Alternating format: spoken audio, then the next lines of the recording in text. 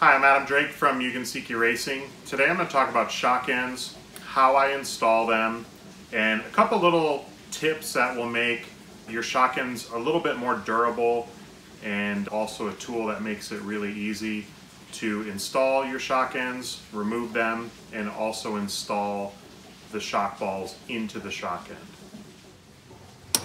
Okay, so first I'm going to talk about the tool that I use for installing my shock ends.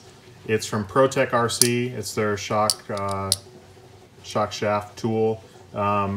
It's got a lot of cool features. So first thing is you can remove your shock balls super easy using the tool, and you can also install the shock balls into the shock ends really easy using the ProTech tools.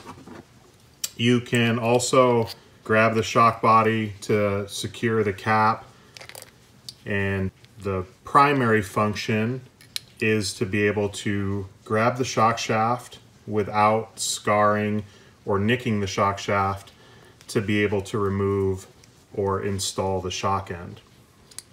Now, it seems like a pretty simple concept. You screw the shock end on, you go racing. Well, there's a couple little tips that you'll want to use when installing your shock ends. You want to always make sure that from right to left, the shock end is screwed on at equal distance. Even though the vehicle has droop screws, this will just help ensure that the piston is riding at the same position in the shock body.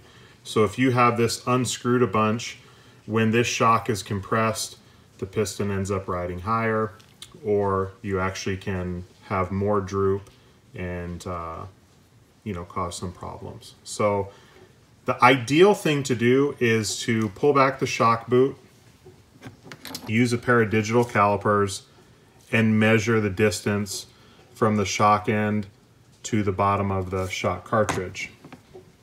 Well, what I like to do is a little bit simpler and also works really good. So I'll take shock shaft pliers, screw the shock end on until you feel it start to get tight, and then I'll feel the shock ball.